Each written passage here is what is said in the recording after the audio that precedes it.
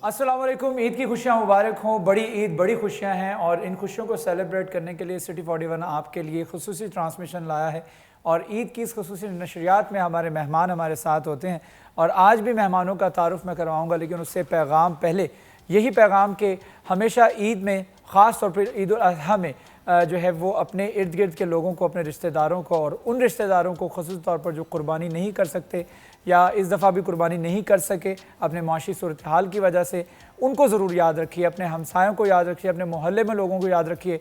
अगर आप कुर्बानी कर रहे हैं तो उस कुर्बानी का गोश्त, इस बात की यकीन दहानी कीजिए कि वो गोश्त जो है वो मुस्तहक अफराद तक पहुँचे, ज़रूरतमंदों तक पहुँचे और उन मुस्तहकीन तक पहुँचे जो इसके हकीकी हकदार हैं। क्योंकि यकीन कीजिए, जैसा मैं पहले कहता होता हूँ कि हम बादशाहों की ज़िंदगी गुजार रहे हैं। कई लोग ऐसे हैं और बल्कि मेजॉरिटी ऐसे लोगों की है जो कि 90% ऐसे लोग हैं जो कि यकीन कीजिए उनके घरों पर गोश्त पकता ही ईद वाले दिन है।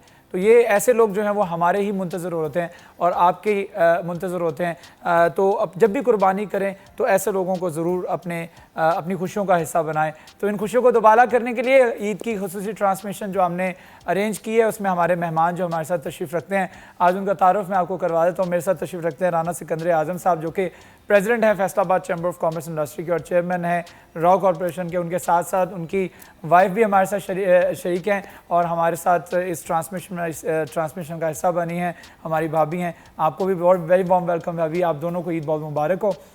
उनके साथ साथ उनकी दोनों बेटियां भी हमारे साथ आज इस ट्रांसमिशन का हिस्सा बनी हैं। निमरा हमारे साथ हैं और एमन हमारे साथ मौजूद हैं। आप दोनों को भी अस्सलाम वालेकुम और ईद मुबारक। कैसे हैं आप दोनों? ठीक हो?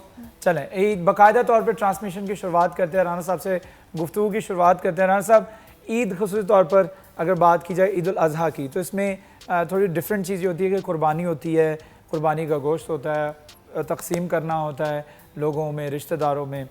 आपका चूँकि आप भाइयों में सबसे बड़े हैं और मेन घर है, ताया अबू का घर है, तो वहाँ पर सारे इकट्ठे होते हैं।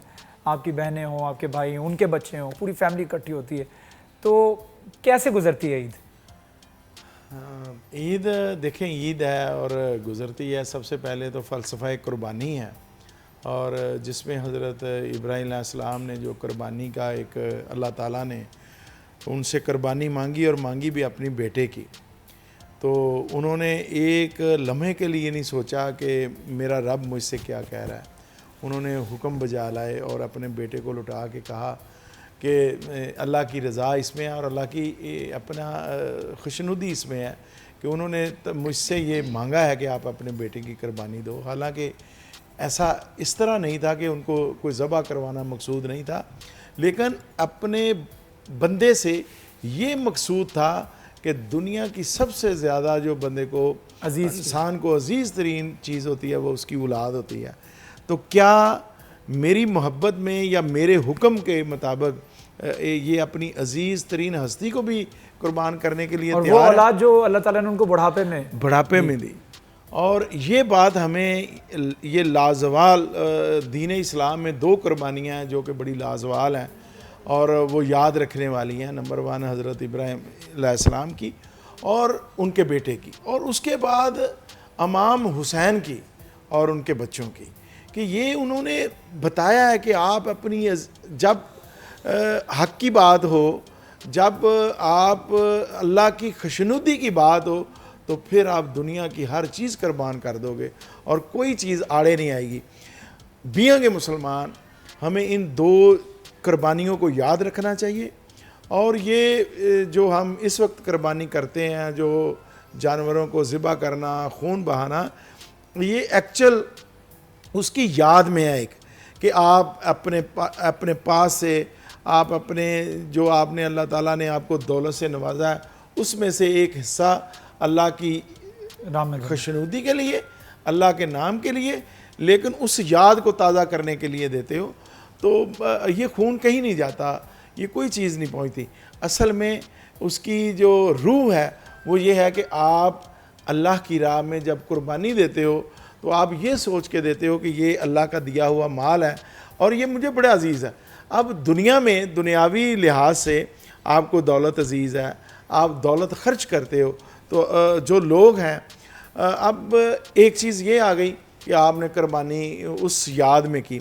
दूसरी चीज़ आ गई कि ये जो नेकी है या ये जो आप अमल करते हो, इसमें अगर रियाकारी आ गई, एक मामूली सा भी आपने दखलावा किया कि लोग कहें कि ये इसकी कुर्बानियाँ हैं या इसलिए कर रहा है, तो वो भी रायगा जाती है। आपने सिर्फ और सिर्फ ये सोच के कुर्बानी दी कि मेरे रब ने मुझसे मेरी दौलत या मेरे दिए हुए माल में से कुर्बानी मांगी है, अब उसमें से आप जो भी मुनासिब समझते हो वो आप करते हो। एक चीज़ ये होगी। दूसरा, ये कुर्बानी अब आ गया गोश्त, कि आपने कुर्बानी अल्लाह के नाम के लिए और अल्लाह को याद करने के लिए और अल्लाह की खुशनुदी के लिए दे दी। अब इससे आगे आ गया कि ये आप कुर्बानी देने के बाद अगर आपने इसे डीप फ्रीज़र भर लिए, आपने सिर्फ अपने पास ही रख लिया, तो ये जो उसकी रूह है वो भी ख़त्म हो गई। अब यहाँ पे आपके करना है, इसका सबसे बड़ा सबूत ये है कि अस्पताल भर जाते हैं फ़ौरन बाद, और लोगों की तबीयतें ख़राब होना शुरू हो जाती हैं, लोग एक्स्ट्रा गोश्त खाना शुरू कर देते हैं। ये जो है कॉन्सेप्ट, ये क्यों, हम किस तरफ चल पड़े? देखो, ये एक और चीज़ मैं इसका भी जवाब देता हूँ आपको, लेकिन सबसे पहले ये है कि अल्लाह ताला ने आपको इसकी तकसीम भी बता दी, दीन ने हमें तकसीम भी बता दी कि आपने जो कुर्बानी दी है उसके 3 हिस्से हैं। एक हिस्सा आपका है, एक आपके अहलो याल का है, यानी आपके अजीज़ो अकरबा का है, और तीसरा आपने गुरबा के लिए रखना है। अब इस फ़लसफ़े पे अगर कोई अमल करता है तो आप बदरजा उत्तम फिर उन चीज़ों पे अमल कर रहे होते हो। अगर आप उससे हट के करते हो तो फिर आप सारी चीज़ें जो है उससे गलत करते हो। आगे बात ये जो हॉस्पिटल जाने वाली और दूसरी, नबी पाक सल्लल्लाहु अलैहि वसल्लम ने बड़ा अपना खूबसूरत हमें, मैं इस पे बिलीव करता हूँ और मेरी ज़िंदगी में ये बड़ी चीज़ है कि आपने कोई चीज़, आपके जहन में कोई सवाल है, वो ज़िंदगी से हो, वो आपके कारोबार से हो, आपके अजीज़ों के लिए हो, आपकी बीवी के लिए हो, आपके भाइयों के लिए हो, आपके माँ बाप के लिए हो, आपकी औलाद के लिए हो, फिर आप देखो कि सीरतुल नबी, नबी पाक सल्लल्लाहु अलैहि वसल्लम ने कैसे ज़िंदगी गुजारी और किस तरह उन्होंने हमें कहा। तो नबी पाक सल्लल्लाहु अलैहि वसल्लम ने ग़ज़ा के बारे में भी कहा कि आप खाली पेट रखो, कुछ कम करके खाओ और कभी बीमार नहीं होंगे। और ये चीज़ें हैं सारी कि हमने अगर दीन की रूह के मुताबिक चलना है, करना है, तो फिर वो सारी चीज़ें। आपने एक स्टार्ट में किया था कि आपका घर बड़ा है। हाँ, जब मेरे वालिदैन ज़िंदा थे, मेरी वालदा मोहतरमा और मेरे वालिद साहब, तो हम सब लोग उनके पास जाके ईद करते थे। उसके बाद फिर जब वो दोनों चले गए तो उसके बाद मेरा घर, मैं भाइयों में बड़ा हूँ, तो सारे लोग मेरे पास आने शुरू हो गए। और अब तो चूँकि पिछले साल मेरे 2 भाई चले गए, तो बड़ा ये अजीब सा ईद किस तरह आती है, ये खुशियाँ हैं, लेकिन उसमें आपके जब प्यारे बिछड़ जाते हैं ना, तो फिर ये इन कुर्बानियों का पता चलता है, फिर आपको इन चीज़ों का पता चलता है कि जो आपसे बिछड़ जाती हैं कि वो कितने आपको अजीज़ थे, उनके बगैर आपका एक पल नहीं गुजरता, और उनके बगैर जब आप ज़िंदगी गुजारते हो तो फिर एक और तरह की ज़िंदगी होती है। लेकिन अब उनके बच्चे हैं, अब मेरे औलादे हैं, तो मैं उन्हें देख के फिर कुछ हौसला मिलता है, उनके बेटों को, उनके बच्चों को देख के उनके लिए बंदा जीता है कि। लेकिन बहुत एक भरपूर घर था, एक बड़ा जिसमें सब लोग अपनी एक घर था, उसमें भाई थे, फिर खला बाकी रह जाती है। हाँ, खला जो है ना जी, तो अब चूँकि करीब है, 1 साल गुजरा है, तो लेकिन इसके बावजूद सब्र करना पड़ता है। और ये भी मेरे नबी पाक सल्लल्लाहु अलैहि वसल्लम ने हमें सिखलाया है। और दीन की जो लाजवाल कुर्बानियाँ, उनमें सब ने यही कहा है कि चूँकि ये दुनिया फ़ानी है, यहाँ से सब चले जाना है, लेकिन अपना भट्ट साहब, जो अजीज़ रिश्ते होते हैं ना, ये जिससे बिछड़ते हैं सिर्फ वो जानता है, सिर्फ वही जानता है, ज़ाहिर बात है। और ये हम बिल्कुल इसको एक्नॉलेज भी करते हैं कि जब रिश्ते बिछड़ें और जब अलग होते हैं, ज़ाहिर बात है अल्लाह ताला का कोई इम्तिहान होता है, लेकिन उसमें भी आपके लिए कोई ना कोई बेहतरी होती है। बहरहाल गुफ्तगू जारी रहेगी। हमारे शेफ़ हमारे साथ मौजूद हैं, उन्होंने हमें ज्वाइन किया है कॉटन कॉलेज से, जहाज़ेब। अस्सलाम वालेकुम जहाज़ेब, ईद मुबारक। सलाम, खैर मुबारक, आपको भी ईद मुबारक। कैसे हैं? ठीक ठाक हैं? अल्हम्दुलिल्लाह मैं ठीक हूँ। चले मैं आपके पास आ जाता हूँ। आज हमारे स्पेशल गेस्ट हैं, Faisalabad chamber of commerce industry के प्रेसिडेंट हैं और मेरे बड़े अच्छे दोस्त भी हैं। उनके लिए हम क्या बनाने जा रहे हैं? आज हम एक दिल्ली का खास पकवान है, अच्छा। जिसे दरबारे दिल्ली बोला जाता है। दरबारे दिल्ली, ठीक है, अच्छा। मतलब शान है वो। जब दिल्ली में दस्तरखान लगता होता था, ठीक है। तो ये सालन खास तौर पे वहाँ पे बनाया जाता था। तो जिस तरह आज हमारे खास मेहमान है, नाम भी उनका सिकंदर आजम है, अच्छा। तो वो हमारे मेहमान है, तो फिर सालन भी आज उन्हीं की नजर शान के करूंगा। मुताबिक। ठीक है, ठीक है। अच्छा, ये क्या बताया था? दरबारे दहली, दरबारे शान दहली। दरबारे दहली। सिकंदर आजम साहब के लिए दरबारे दहली की डिश जो है वो तैयार की जा रही है। ठीक है, चलें। इसके इंग्रेडिएंट्स क्या होंगे? इसके इंग्रेडिएंट बहुत ज़्यादा इजी हैं। हाफ के जी मटन है जिसको बॉईल कर लिया हुआ है, ठीक है। और उसके बाद हमें हाफ कप योगर्ट चाहिए, हाफ कप टमाटो की प्यूरी है, हाफ कप अनियन चॉप है, प्याज, और 1 टेबलस्पून अदरक और लहसुन की पेस्ट है, और उसके साथ एक बड़ी वाली इलायची जो कैमरा आपको दिखा सकता है, और 2 दालचीनी के टुकड़े, धनिया है, सब्ज मिर्च धनिया, है, हरी मिर्च, और अदरक जो है वो गार्निशिंग के लिए। नहीं, अच्छा, अदरक का आपने ऑलरेडी ऐड किया था। अच्छा, वो गार्निशिंग के लिए, वो गार्निशिंग के लिए, और ये सालन के लिए। और सिर्फ इसमें 3 मसाले, इससे ज़्यादा मसाले कोई नहीं है। नमक है, लाल मिर्च और हल्दी है। नमक, लाल मिर्च और हल्दी, ठीक है। सबसे पहले हाफ कप मैंने कुकिंग ऑयल जो है वो गरम कर लिया, ठीक है। जैसे ही ऑयल थोड़ा घी हमारा गरम होता है, तो इसके अंदर 1 अदद काली इलायची और 2 अदद दालचीनी के टुकड़े 1-1 इंच के इसमें डाल के मैं थोड़ा सा इसको जो है ना सिजल करूंगा, ताकि इसका कलर भी थोड़ा सा डार्क हो जाए, और दूसरा इसकी खुशबू जो है वो थोड़ी निकल के आए। ठीक है, ठीक है। जैसी खुशबू निकल के आती है, तो हाफ कप अनियन जो चॉप किया हुआ है वो इसके अंदर ऐड कर लिया, ठीक है। जैसे ही अनियन का कच्चापन खत्म होगा, तो फिर हम इसके अंदर जो है अदरक और लहसुन की पेस्ट डाल देंगे। ठीक है, वो भी ऐड ऑन करेंगे जी। लेकिन अनियन के थोड़ा कच्चापन खत्म होने के बाद। ठीक है, चलें। इसमें ये आपने सबसे पहले ऑयल था, ऑयल के बाद दालचीनी ऐड की है, उसके बाद अनियन यानी प्याज ऐड किया है जो कि चॉप हुआ था, और उसके बाद उन्हें अदरक लहसुन का पेस्ट जिंजर गार्लिक जो पेस्ट बनाया था वो इसमें ऐड ऑन करना है। ट्राई कीजिए। हमने जो भी पकवान यहाँ पर तैयार किए आप लोगों के लिए और तैयार कर रहे हैं, वो बिलाशुबा यहाँ पर हमने ट्राई किए हैं और टेस्ट भी किए हैं। जाज़िब भाई के हाथ में बहुत ज़्यादा अच्छा टेस्ट है, और ये मैं एक्नॉलेज करता हूँ क्योंकि मैं इसका बहुत बड़ा आई विटनेस हूँ। मैंने ये सारी चीज़ें ना सिर्फ पकती देखी हैं और खाते भी देखे हैं। बहुत अच्छे तरीके से, बहुत साफ़ सुथरे तरीके से वो इसको बनाते हैं। अच्छा, ये सब ऐड ऑन करने के बाद हम फिर मटन ऐड करेंगे। जी, अब लहसुन अदरक की पेस्ट ऐड कर दी है, इसका थोड़ा सा कच्चापन ख़त्म करूँगा, और फिर उसके बाद इसके अंदर मसाले डालूंगा, और फिर लास्ट में हम जो है वो मटन जो बॉयल किया हुआ है वो डाल के इसको तकरीबन 15 से 20 मिनट के लिए दम पे रख देंगे, ताकि जो ऑयल है वो ऊपर सरफेस पे आ जाए, और इसका जो शोरबा होता है वो ज़रा थोड़ा सा थिक होता है। दरबारी कहने की वजह से दरबारी मैं अभी आपको बता देता हूँ इसको दरबारी क्यों कहते हैं।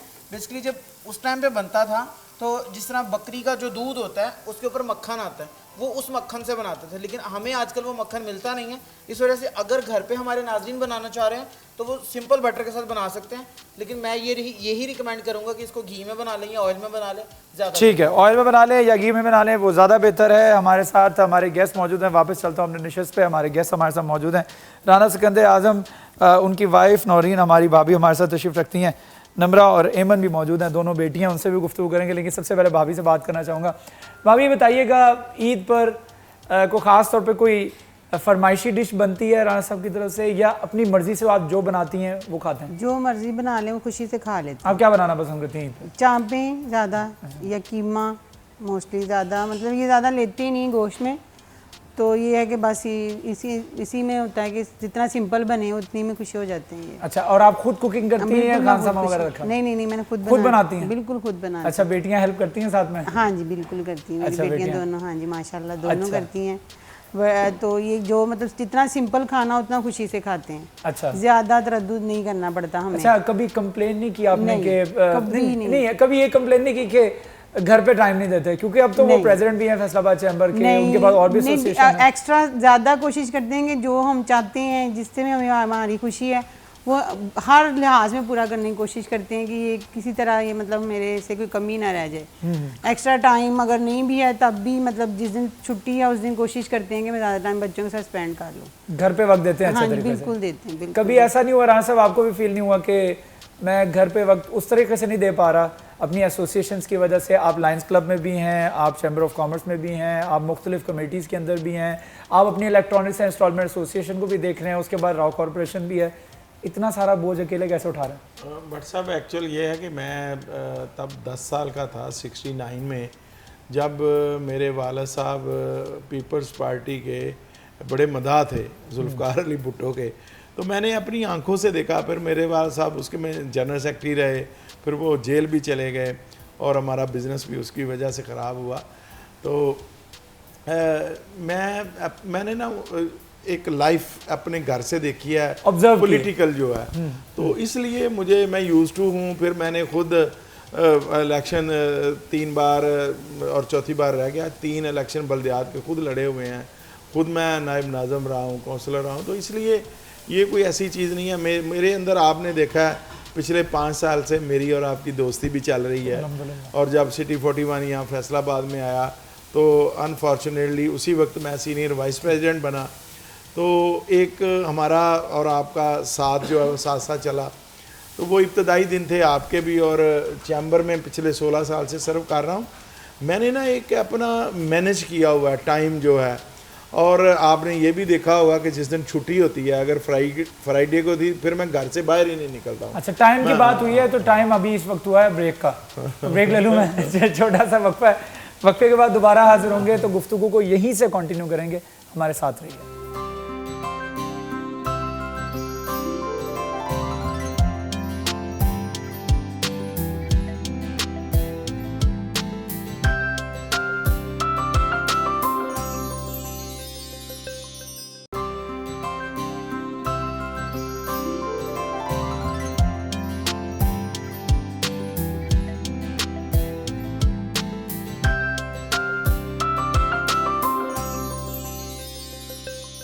Welcome back. हमारे साथ मौजूद हैं राना सिकंदर आजम साहब, प्रेसिडेंट हैं Faisalabad chamber of commerce industry के, लॉयंस क्लब को भी रिप्रेजेंट कर रहे हैं, इसके साथ साथ इंस्टॉलमेंट एंड इलेक्ट्रॉनिक्स एसोसिएशन भी संभाल रहे हैं, अपना घर भी संभाल रहे हैं और बहुत सारे ओहदे हैं। अगर मैं यहाँ पर इनके डेजिग्नेशन गिनवाने बैठूँ तो मेरे ख्याल में प्रोग्राम ख़त्म हो जाएगा, डेजिग्नेशन ख़त्म नहीं होंगे, इसलिए गुफ्तगू को कंटिन्यू करते हैं। मेरे साथ बेटियाँ भी उनकी मौजूद हैं। मेरे साथ इस वक्त निम्रा और एमन। निम्रा कौन है और एमन कौन है? कंफ्यूज। आप निम्रा हैं और आप एमन हैं। अच्छा, बड़ी है आप में से? आप बड़ी हैं और आप छोटी हैं। चलें, ठीक है। कितने साल बड़ी हैं? 1 साल तकरीबन। लेकिन तैयारी भी जब हो रही थी, जब हम लोग शो के लिए रेडी हो रहे थे, तो आपको माइक नहीं लग रहा था शायद, तो ऐसा महसूस हो रहा था वो आपको आके माइक लगा रही थी और ठीक कर रही थी, ऐसा लग रहा था वो बड़ी हैं आप छोटी हैं। तासुर ये जा रहा था। तो अच्छा, लड़ता कौन ज्यादा है? एमन। अच्छा, वो खामोश बैठी है एमन, इसका मतलब वो एक्नॉलेज कर रही है कि हाँ मैं ज़्यादा लड़ती हूँ। ठीक है, लड़ती हैं। अच्छा, आप कौन सी क्लास में और आप कौन सी क्लास में? मैं 10th में और 9th में। आप 9th में। 1 साल का डिफरेंस है और 1 साल का पढ़ाई में भी डिफरेंस है। अच्छा, 3 महीने से पिछले लॉकडाउन चल रहा है, स्कूल्स बंद हैं, तो कैसे दिन गुजरता है? पहले ये था कि वो 9th क्लास के पेपर्स में था कि होने कि नहीं होने, उसी में टाइम गुजर गया। उसके बाद ऑनलाइन क्लासेस स्टार्ट हो गई तो फिर वो उसी में है। और पहले फिर रमज़ान आ गए तो मेरी ड्यूटी ये होती थी कि जितने बर्तन हैं ना घर के, मुझे मैम ने एक दिन होमवर्क दिया लिखने को, उसमें सारा दिन यही था कि मैं बर्तन धो रही हूँ। अच्छा। वो सिर्फ बर्तन का था। और अब अच्छा, ये होमवर्क मिलता था स्कूल की तरफ से? हाँ, कि आपने अपनी डेली रूटीन एक्टिविटीज जो है वो करनी है और साथ में शेयर भी करनी है। तो मेरी यही थी कि मैं सिर्फ बर्तन धो रही हूँ, लेकिन अब ये है कि मैं थोड़ा बहुत अब करती हूँ दूसरे काम भी, यानी मम्मा की हेल्प, घर सीधा करना और फिर पढ़ना। अच्छा, वो सब कुछ साथ चलता है। मतलब लॉकडाउन की वजह से आपकी पढ़ाई इफेक्ट नहीं हुई? क्योंकि हमने देखा है कि कई स्टूडेंट्स ऐसे हैं जिनकी लाइफ बहुत ज़्यादा डिस्टर्ब हुई है लॉकडाउन की वजह से, उनकी स्टूडेंट लाइफ, उनकी एजुकेशनल लाइफ जो है वो बहुत ज़्यादा मुतासर हुई है। तो लेकिन कई स्टूडेंट्स ऐसे भी हैं जिन्होंने लॉकडाउन के सूरत हाल में भी अपनी किताबें नहीं छोड़ी और पढ़ते रहे हैं, और स्कूल की तरफ से जो ऑनलाइन क्लासेस, जो टास्क दिए जाते थे, जो असाइनमेंट्स दी जाती थी, उसको मुकम्मल भी करते थे। चले एमन से बात करते हैं। एमन, हाँ चलो, मैं I am not wrong. Okay एमन, आप बताएं, आपने ये लॉकडाउन जो छुट्टियाँ गुजारी हैं वो कैसी गुजारी हैं? मतलब मस्ती में गुजारी है। अच्छा, मतलब पढ़ाई कम की है? हाँ, मैंने पढ़ाई कम की है। डांट तो नहीं पड़ती थी अब्बा से? नहीं, पापा से कभी डांट नहीं पड़ी। कभी डांट नहीं? आज तक नहीं पड़ी। अच्छा, मुझे बहुत पड़ती है। पापा नहीं डांटते। अच्छा, डांटते नहीं है? कभी नहीं। कभी नहीं। अच्छा, ये मतलब ये लाड प्यार में नहीं डांटते या नहीं? वैसे आदतन शामिल है? नहीं, आदतन नहीं है, लेकिन इन दोनों ने कभी मुझसे डांट नहीं खाई। वो ऐसे है कि कभी कोई ना, मैंने घर जाता हूँ, कभी कोई चीज़ ऐसे रॉन्ग नहीं देखी कि मैं इन्हें डांटूँ, ये कर लो। एजुकेशन है, खुद पढ़ती हैं। कहा जा सकता है कि डांटने का मौका ही नहीं दिया। मौका ही नहीं दिया इन्होंने, कोई मौका नहीं दिया। तो अब अच्छा, वैसे ज़्यादा जो है वो आप दोनों में से रूड इन बच्चों के साथ कौन है? मैं, आप ज़्यादा रूड हैं? क्योंकि हाँ, मैं बहुत सारे ज्यादा। मैं रहती हूँ। बल्कि अक्सर मेरी इससे लड़ाई होती है, ये इनको मारपीट भी किसी वक्त करती है डंडा डोली ना तो मेरी इससे फिर झगड़ा होता है कि यार ये तुम ये क्या ना क्या कर रही करो। हो। अच्छा। हाँ, तो नहीं, ये वो छोटा सारा दिन मोटा- मेरे पास रहते हैं, तो मैंने डांटना हाँ, भी ये है, डांट मारना भी डूंटी यही है। है, मैं- और मेरा पढ़ाई के एक, मामले में limit मैं अच्छा, है। अल्हम्दुलिल्लाह we are in a position कि अल्लाह ताला ने हमें हर नेमत से नवाजा हुआ है। तो बच्चियों की कुछ ख्वाहिशात भी होती हैं, हमने ये ज़िद है, ये लेना है, वो लेना है, फलां करना है, तो हर ज़िद पूरी होती है या इस मामले में आप कहते हैं नहीं जी रिस्ट्रिक्शन है जी, ये नहीं, फलां नहीं, ज़िद पूरी ऐसे ये नहीं जिद है। करती मैं नहीं मैं है। एक बात आपको बताता हूँ। एक तो चूँकि दूसरी दो बेटियां जो हैं अपना वो शगुफ्ता और मूना वो बड़ी हैं, तो दो बेटे भी बड़े हैं और सारे अपने अपने घरों वाले हैं, तो सबकी ख्वाहिशें पूरी करने की कोशिश करता हूँ। एक बात बड़े दिल में बैठी हुई है कि ये ज़िंदगी है, इसका पता नहीं कहाँ सफ़र ख़त्म होना है, तो कम से कम ये ना हो कि आपके दिल में या आपके बच्चों के दिल में जो ख्वाहिशें हैं वो साथ लेके चले जाओ। मैं इस पे बिलीव नहीं करता कि आपके पास पैसा किटी में पड़ा हो, तिजोरी में पड़ा हो और आप अपनी ख्वाहिशों का दाम घुटो। मैंने सारी ज़िंदगी इस पे जब मेरे पास साइकिल था तब से लेके अब तक ऐसे ही हूँ कि तब भी इसी तरह का था जो मेरे पास था। अपनी अब मुझे नहीं याद पड़ता कि मैंने कभी अपनी उस ख्वाहिश को या मेरे वालिदैन की जो मुझसे ख्वाहिशें थी मैंने वो कभी पूरी करने की कोशिश ना की हो, और मैं इसमें कामयाब रहा हूँ। तो अल्हम्दुलिल्लाह ये बच्चे हैं, तो ये तो कभी हो ही नहीं सकता ना कि इनके दिल में कोई ये मुझे कुछ कहें। मेरे सारे बच्चे, मेरा इमरान है ना, तो उसने एक बार पराडो लेनी थी, तो वो मेरे साथ गया, तो जवान आदमी है, तो जब सौदा नहीं हो रहा था तो 25,000 पे तकरीबन ना सौदा जो है वो रह रहा था। तो उसकी आंखों में ईद, सुबह ईद थी और चांद रात को हम गाड़ी ख़रीद रहे थे, तो मैंने उस रात उसको ना वो पराडो लेके दी, तो उसकी आंखों में ना ऐसे आंसू आए कि शायद मेरा पापा नहीं लेके देगा, लेकिन तब मेरे पास ये अल्लाह ताला ने हिम्मत दी थी, मैंने उस रात उसको वो गाड़ी लेके दी। तो मैं वो बंदा हूँ कि जो अपनी औलाद के लिए और अपने बहन भाइयों के लिए, और ये दोनों मेरी वाइफ हैं, इनके लिए अपनी कभी नहीं मैंने सोचा कि इनकी ख्वाहिशों का दम घूट दूँ, कभी नहीं। ये हो नहीं सकता। बिलीव इस पे है ना। शायद यही वजह है कि फिर अल्लाह ताला बहुत से रास्ते पे खोल भी देता है। हाँ, एक बात मैं आपको कहूँगा कि मैं अपने पूरे ख़ानदान में मुझे नहीं कोई ऐसा नज़र आता एक भी, मैं अपने बहन भाइयों के लिए जितना खुले दिल का हूँ, जितनी उनका ख्याल रखने वाला हूँ, शायद मैंने अपनी ज़िंदगी में किसी को अपने बहन भाइयों के लिए इस तरह करते देखा हो। और मैं हर वक्त उनके लिए हर वक्त तैयार रहता हूँ। आप अपने लिए तो कर ही लेते हो अल्हम्दुलिल्लाह, आपकी तो वो पर्सनैलिटी, आप तो लोगों की ख्वाहिशात पूरी कर देते हैं, तो फिर भी औलाद है, औलाद तो फिर करीब होती है। अच्छा, लाइफ में एक्सपीरियंसेस बहुत रहे हैं आपके, आपने स्ट्रगल की है, आपने एक घर से कई घर बनाए हैं और बड़ी मेहनत की है, एक गाड़ी से कई गाड़ियाँ ख़रीदी हैं और एक ओहदे से कई ओहदों पर आप फायज़ हुए हैं और अल्हम्दुलिल्लाह उसके ऊपर डिलीवर भी किया। सक्सेस को किस तरह सोचते हैं? सक्सेस है क्या बेसिकली? देखिए, सबसे पहली है आपकी ना ईमानदारी और लॉयल्टी। ये वफ़ादारी जो है ना, ये बहुत कम लोगों में होती है। मैं इस पे, अगर आप ये दुनियावी कामयाबियों की तरफ आए ना, तो इसमें अल्लाह ताला ने मुझे बेमिसाल, यानी चंद सालों में, ये कोई सफ़र कोई इतना लंबा नहीं है, 78 से मेरा सफ़र शुरू हुआ है और 76 में मैंने मैट्रिक किया था, उसके बाद प्राइवेट एजुकेशन और उसके बाद मेरी अमली ज़िंदगी शुरू हुई कारोबार की। तब से लेके अब तक भट्ट साहब, और जिस वक्त मैं आपसे तकरीबन 60 साल मेरी उम्र है, मैंने ज़िंदगी में कभी झूठ बोलने की कोशिश की हो और कभी सारी ज़िंदगी कभी चुगली की हो। मैं, आपको पता है इस बात में हमारी अक्सर बात होती है, मेरा चैलेंज है ये कि कोई एक बंदा दुनिया में मेरा दोस्त आए, कितना मेरा हल्का बाब है, हज़ारों में लोग मेरे तल्लुकात वाले हैं, मुख्तलिफ स्टेजेस पे, मुख्तलिफ फोरम्स पे, लेकिन कोई मेरे ख़ानदान समेत कोई दोस्त मेरे सामने आके नहीं बैठ सकता कि कभी मैंने किसी की चुगली की हो, पीठ पीछे उसे बुरा भला कहा हो या उसकी बैट बाइटिंग की हो या लेग पुलिंग की हो। मैं इन पे यकीन नहीं रखता। हाँ, जिसके साथ मैं हूँ वो ख्वाब में भी नहीं सोच सकता। एक बंदा होता है ना कि ख्वाब उसे आए कि सिकंदर मेरे ख़िलाफ़ हो गया, वो ख्वाब में भी नहीं सोच सकता। मैं इतना कमिटेड आदमी और मेरे पे इतना यकीन दोस्त करते हैं कि मैं जिसका साथी हूँ उसका साथी हूँ और खुलम खुला हूँ। फिर मुझे कोई आर नहीं है कि एक तरफ कौन है और एक तरफ कौन है, मैं जिसका दोस्त हूँ उसका दोस्त हूँ। ये रियल लीडरशिप और वर्कर की मेरे ख्याल में सिंबल्स। मैं अपने आप को आज भी कभी मैंने अपने आप को लीडर नहीं ना समझा है, ना समझूंगा। ये तकब्बर की एक निशानी होती है जब आप अपने आप को लीडर कहलाना शुरू कर लो, आप अपने आप को लीडर समझना शुरू कर लो, आप वर्कर हो। अल्लाह ताला इज़्ज़तों से नवाजता है।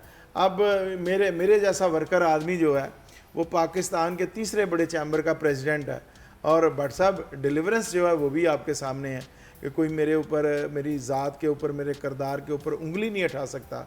और अल्हम्दुलिल्लाह मैं पूरे शहर में मैंने बिज़नेस किया, मुझे पिछले 35 साल हो गए बिज़नेस करते हुए।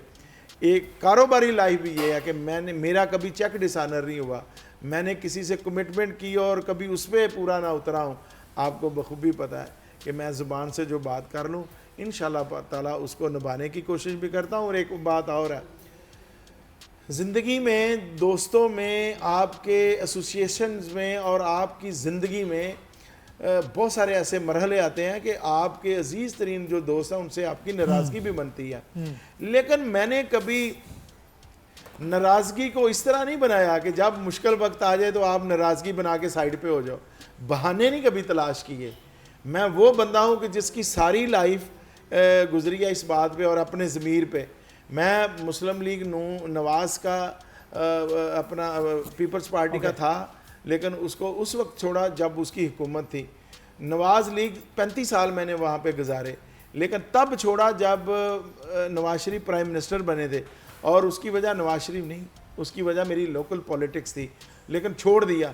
अब 2018 में, और मैं 2014 में मैंने ज्वाइन किया, 13 में प्राइम मिनिस्टर नवाज शरीफ बने, 14 में मैंने तहरीक इंसाफ ज्वाइन की, और 2018 में कुछ दोस्तों की मेहरबानी से मुझे तहरीक इंसाफ के अगेंस्ट अपने बेटे का इलेक्शन लड़ना पड़ा MPA का।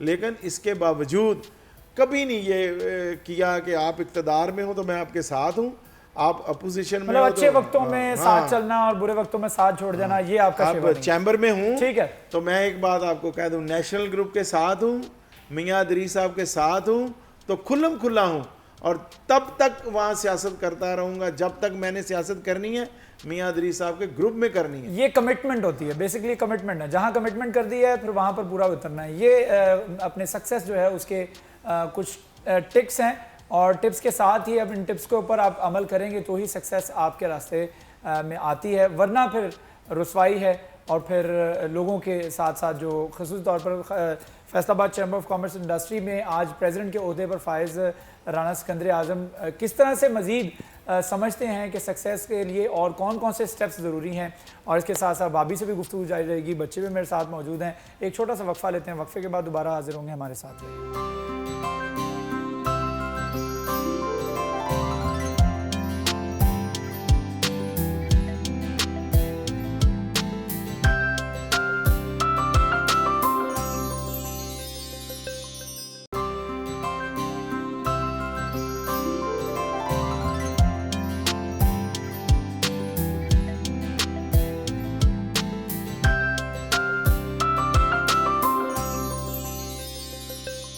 Welcome back. इस वक्त मैं अपने किचन में मौजूद हूँ, हमारे मास्टर शेफ हमारे साथ मौजूद हैं जहाँजेब, और जहाँजेब ने आज जो हमारे लिए, बल्कि मैं कहूँगा राना सिकंदर आज़म साहब के लिए जो डिश तैयार कर ली है, दिखाइएगा ज़रा, तैयार हो गई। मुझे वो आपने बतानी है, मैं सिर्फ इसका ढक्कन खोलूंगा। मुझे पहले इसका नाम दोबारा बताने भूल गया। दरबारे शान दिल्ली। दरबारे शान दिल्ली, ठीक है, तखलिया। ढक्कन मैं खोलूंगा, खुशबू आपने बतानी है। तखलिया, ओहो हो, ज़बरदस्त ज़बरदस्त, बहुत ज़बरदस्त खुशबू आ रही है। अब ये तैयार हो गया है, ये बिल्कुल तैयार है। अब सिर्फ इसे डिश आउट करना है। जब मैं डिश आउट करूंगा, हरा धनिया, जूलियन कट अदरक और हरी मिर्च के साथ इसको गार्निशिंग करूंगा। अच्छा, इसकी गार्निशिंग होगी, उसके बाद इसको हम सर्व कर सकते हैं। और ये ज़्यादातर मेरे ख्याल में अब नान के साथ, नान के साथ, रोटी के साथ आप इसको सर्व कर सकते हैं। अच्छा, नान या रोटी के साथ इसको सर्व कर सकते हैं। बहुत ही ज़बरदस्त खुशबू आ रही है और बड़े ज़बरदस्त तरीके से तैयार किया है दरबारे शान दिल्ली। मुझे नाम याद हो जाएगा इंशाल्लाह शो के एंड तक। तो ये ज़बरदस्त जो है वो इसकी इंग्रेडिएंट्स इसके बड़े इजी थे, और वो इंग्रेडिएंट्स थे जो कि आपके घर पर नॉर्मली मौजूद होते हैं और आपको आउट ऑफ द वे जाकर जो है कोई इंग्रेडिएंट्स नहीं लेना पड़ेगा। मटन इसमें इस्तेमाल हुआ है और मटन आप इस्तेमाल कर सकते हैं चूँकि अभी आपके फ्रीज़र में मटन बहुत पड़ा हुआ है, तो ईद का दिन है और आप बनाएं अपने घर वालों के लिए, अपने मेहमानों के लिए, अपने दोस्तों के लिए, अपने अजीज़ व अकारिब के लिए। ये वो डिशेस के आइडियाज़ हैं जो कि दिए जाते हैं। नॉर्मली लोग बारबेक्यू करते हैं या बिरयानी बना लेते हैं, मटन का सालन या कोरमा बना लेते हैं।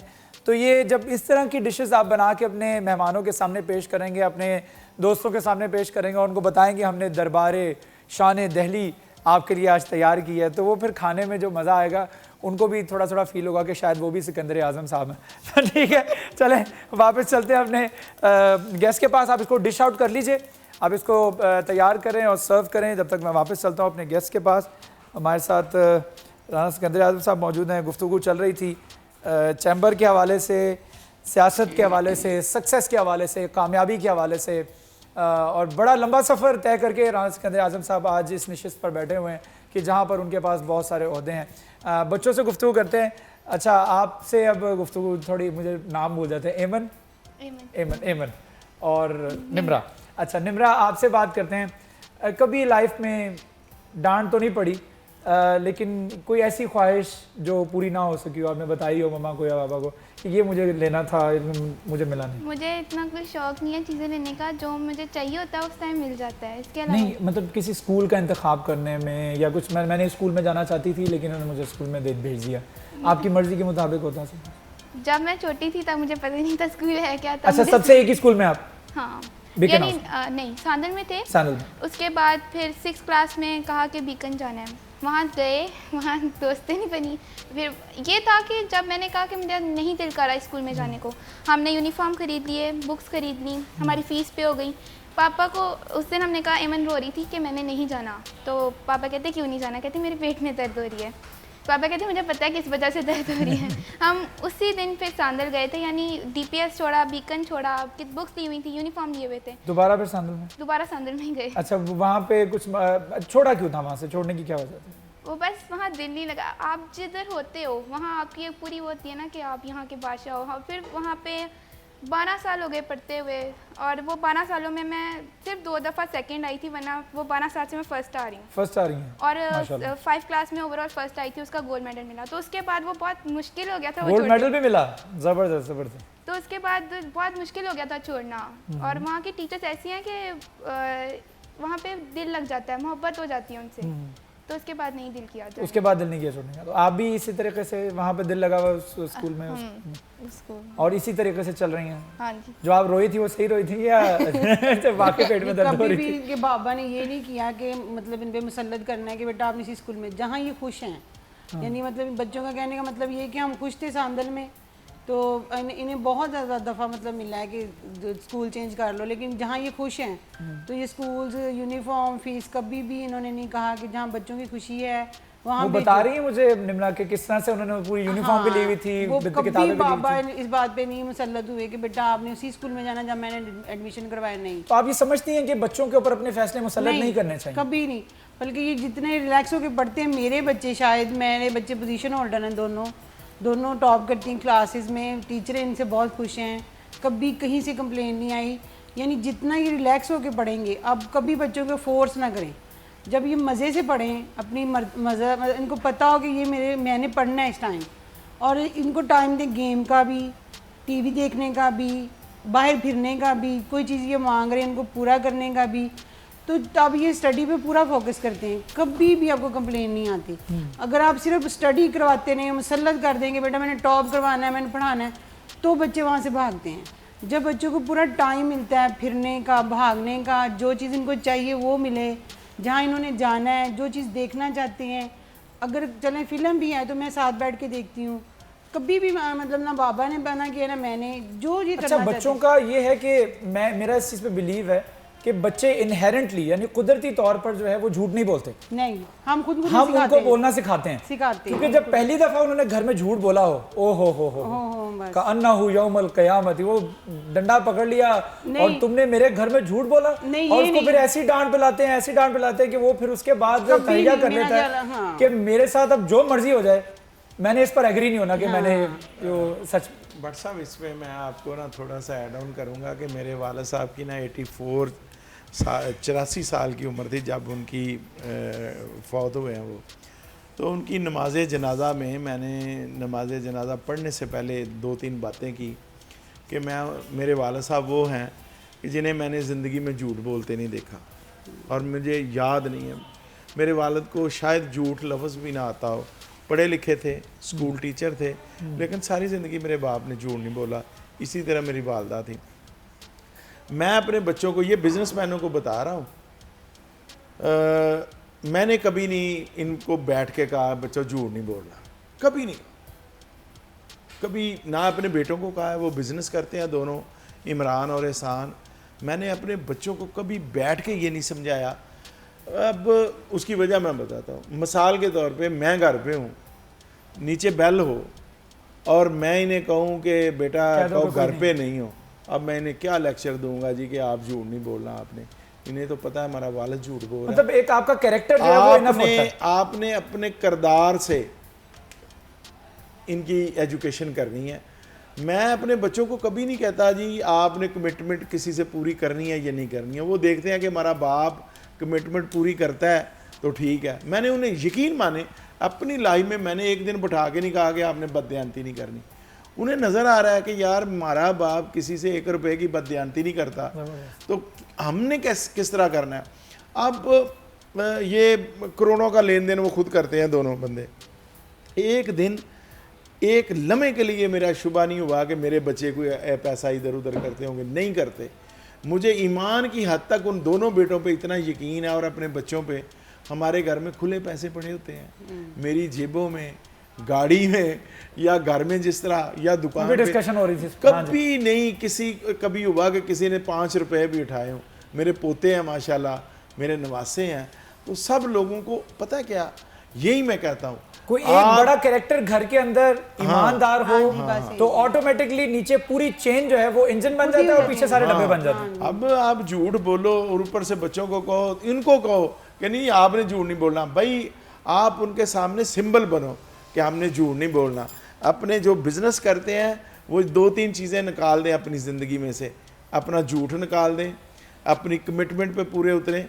यार ये बड़े बड़े लोग, और यकीन करें उनके चेक आते हैं और उसके बाद डिसानर हो जाते हैं। मैं जिन कंपनीज़ के साथ काम करता हूँ, जिन लोगों के साथ, मैंने कहा 35 ईयर्स हो गए हैं जब से मेरा बैंक अकाउंट है कि कभी चेक डिसानर हो। आप कम कर लो यार। आपने अगर 1 लाख रुपए का कारोबार है, आप उसके अंदर रह के करना चाहते हो, आप क्यों 2 लाख का काम करते हो। मैंने कभी लालच नहीं, हिर्स नहीं। अब जहाँ पे मैं बैठा हूँ खरबपति लोग हैं, और कभी ख्वाहिश नहीं हुई कि जी इसके साथ पूछूं क्या काम करते हो तो मुझे भी करवा दो, कभी नहीं हुआ। और भाई जिसमें हमें जो हमारे नसीब का लगाया और मेरी ज़रूरत लाइफ के अंदर कोई एक ऐसी ख्वाहिश जो आप कहेंगे पूरी नहीं हो सकी, वो जरा बयान कर दे। बहुत बड़ा कलील है मेरे पास। मैं ना फौज में जाना चाहता। हाँ। ठीक है, अच्छा। मेरा एक कज़न, मुझे लगा था आप कहेंगे मैं एंकर पर्सन बनना। नहीं। मेरा एक ना कज़न है, वो मलकवाल से है, राजा इज़हारुल हसन, और वो मेरी वालदा की खाला की बहन है, जिसका बेटा है, उसका नाम है राजा इज़हारुल हसन। अभी वो जर्नल है। अच्छा। और वो मेरा ख्याल ये कोहूटा या इस साइड पे वो है। हमने ना सेम अपना दिए पेपर इसके लिए, सेकंड लेफ्टिनेंट के लिए। वो भी हो गया सेलेक्ट और मैं भी हो गया। लेकिन यहाँ पे ना कुछ चीज़ें भी आड़े आई, और फिर मेरी वालदा ने एक चीज़ रखी। मैं सेकंड लेफ्टिनेंट के लिए अप्लाई किया, सिलेक्ट हुआ। मैं पुलिस में सिलेक्ट हुआ, मैं नेवी में सिलेक्ट हुआ। ये मैं आपको हकीकतें बता रहा हूँ। मेरी माँ ने कहा आपने नहीं जाना, और मेरी माँ दुआएं देती कि आपको अल्लाह घर से रिज़्क देगा। मैं एक बार, मेरा कज़न है वो सऊदीया होता था, इंजीनियर है, वो मुझे अपने साथ सऊदीया ले जाना चाहता था। मेरी माँ ने कहा इसने नहीं कहीं भी जाना, और अल्लाह ताला उन्हें गरीक़ रहमत करे। उन्होंने कहा कि आपको घर से रिज़्क मिलेगा। 90 में जब मैंने दुकान बनाई, ड्राइंग रूम से कारोबार शुरू किया। मैं पहले लकड़ी के बूरे का बिज़नेस करता था, और ऐसे ही मजाक में ये दुकान बनी है। और अब देख लें कि वो घर से चलने वाला रिज़्क, मेरी माँ की दुआएं, और ये सब सच्ची हकीकतें हैं। लोग छुपाते हैं, लोग करते हैं, यकीन माने तब भी बड़े इत्मीनान था, इत्मीनान कल्ब था कि मेरे वालिद साहब स्कूल टीचर हैं, हलाल रिज़्क से उन्होंने हमें ठीक है। रिज़्क खिलाया हलाल। हाँ जी, और ये सारी चीज़ें हैं। आप रखें, आप लोगों के लिए 2-3 चीज़ें हैं। आप कोशिश करो कि आप लोगों के साथ उसने सलूक करो। आप ठीक है। कोशिश करो कि झूठ और चुगली से बचो। झूठ और चुगली से बचो। राना साहब, शो का वक्त बड़ा कलील था, आपके साथ गुफ्तगू बहुत करनी थी, क्वेश्चंस भी बहुत से, आपसे सुनने को बहुत मज़ा आ रहा था, लेकिन वक्त बड़ा कलील है, शो का टाइम ख़त्म हो रहा है। लेकिन मैं एक दफ़ा फिर आपका, आपकी वाइफ का, हमारी भाभी का, बच्चों का बहुत शुक्रगुजार हूँ कि आपने हमें ज्वाइन किया, ईद पर हमारे लिए वक्त निकाला। इसके साथ साथ अपने होस्ट शराज भट्ट और मेरी टीम को भी इजाज़त दीजिए। अल्लाह हाफ़िज़।